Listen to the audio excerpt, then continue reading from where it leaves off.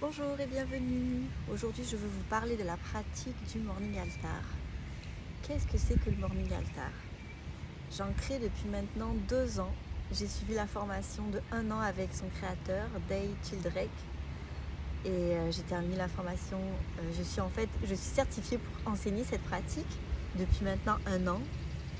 J'ai pris le temps de l'intégrer et j'ai pas encore beaucoup offert d'ateliers. Et j'en ai peut-être, je me suis dit que j'en avais peut-être pas tant parlé finalement. C'est quoi cette pratique? C'est quoi et c'est quoi pour moi? En fait, la pratique du morning altar, c'est vraiment, elle incarne, je trouve, tous les bienfaits, tous les pouvoirs de transformation de la nature, de l'art et aussi du rituel.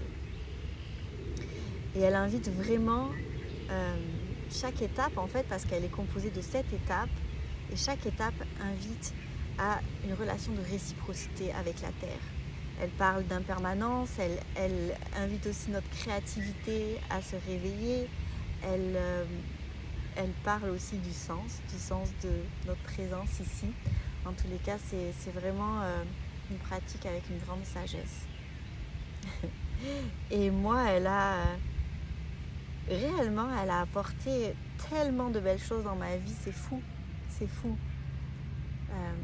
J'étais quelqu'un qui regardait, qui contemplait déjà beaucoup la nature, qui avait vraiment un lien fort avec la nature, mais elle a ouvert un espace d'émerveillement qui s'est amplifié. C'était vraiment, et ça allait encore complètement fou, la manière de contempler les choses, de regarder. Elle a travaillé, en fait, c'est comme si c'était un muscle, en fait, l'émerveillement, parce que plus on apprend à regarder, à contempler, plus on s'émerveille, plus on s'émerveille, plus on s'émerveille. Ça ne s'arrête pas. C'est un cercle vertueux. Et avec ça, finalement, elle appelle aussi à un état de présence, parce que plus on est dans la contemplation, plus on va être présent à ce qui est là et avoir une présence intérieure. Donc elle permet d'être beaucoup moins aussi dans le mental. Et ça a été vraiment un énorme apport pour moi de pratiquer, parce qu'il y a une des étapes, c'est vraiment aussi de vagabonder, de se laisser porter un petit peu où est-ce que nos pas nous mènent. Donc on n'a pas un chemin nécessairement précis. Et on peut demander à la nature ou au lieu où l'on est de nous émerveiller pour nous permettre de récolter des trésors. Et ça, c'est assez fantastique aussi d'avoir cette option de vagabonder, de retrouver un petit peu ces espaces de l'enfant qui arrête d'être un enfant intérieur, qui est un enfant tout le temps présent et qui va en fait s'émerveiller des choses, qui va vagabonder, qui va trouver des trésors. C'est cette notion de plaisir. C'est vraiment ce qu'elle apporte.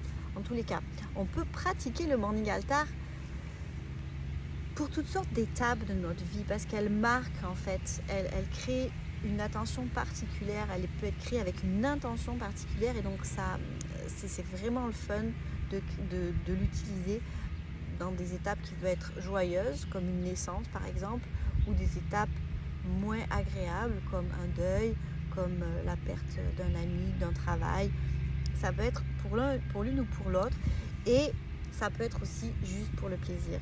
Moi, je crée beaucoup pour le plaisir. Je crée aussi pour certaines personnes quand on me le demande, mais le plaisir est vraiment grand. Et on oublie ce perfectionnisme, puisqu'on demande en fait à notre matériel de nous montrer comment il veut être placé. Donc on joue avec ce qu'on a ramassé.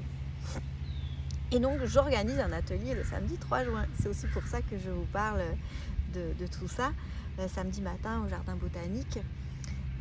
Et le thème de cet atelier, c'est de venir compter un secret à la terre.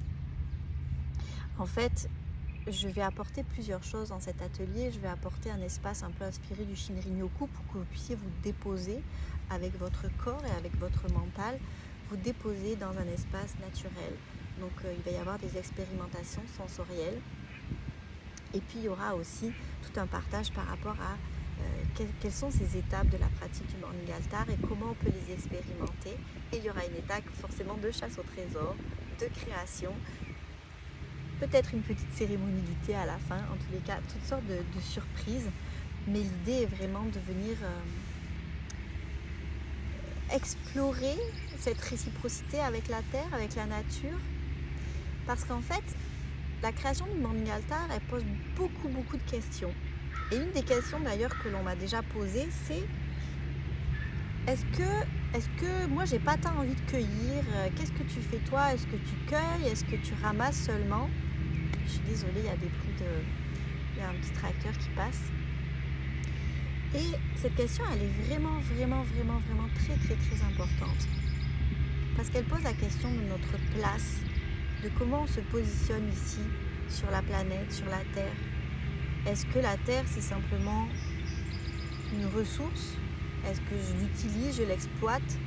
Parce que même avec le développement personnel, avec le Shinrin-yoku, la pratique du Morning Altar, ça pourrait juste faire partie du développement personnel et j'utilise la nature et la terre comme un bienfait, comme des ressources finalement pour mon bien-être physique et mental.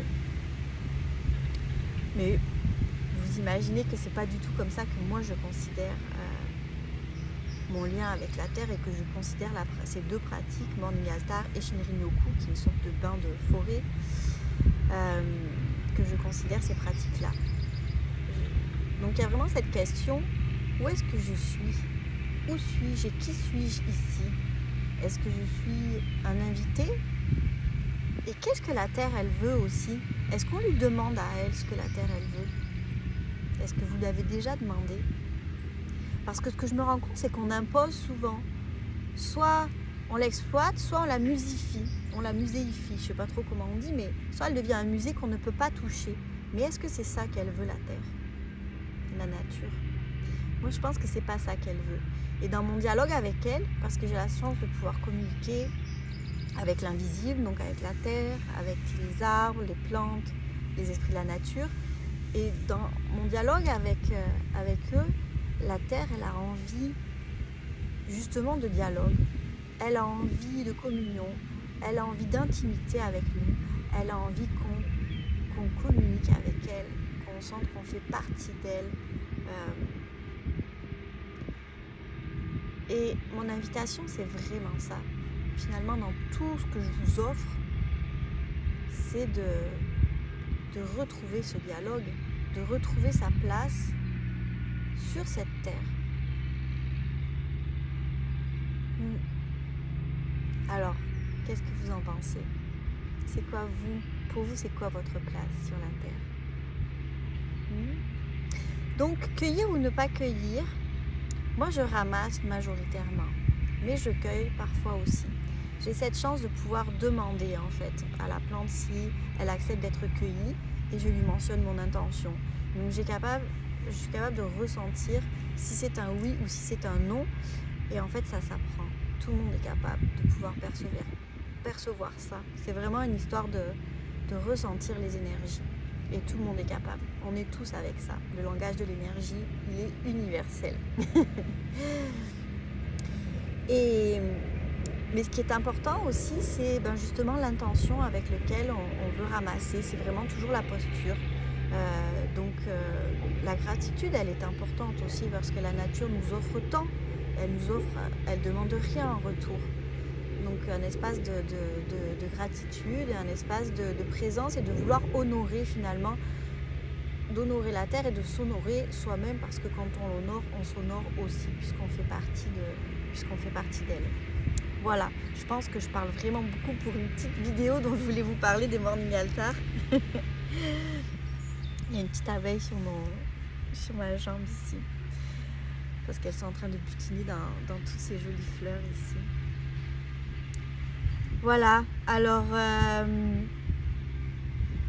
je vous invite, je t'invite samedi le 3 juin à venir avec moi poser cette question de ta place ici, de ce lien que tu as avec la nature, avec la terre, de venir créer un Morning Altar et il n'y a pas besoin d'être un artiste.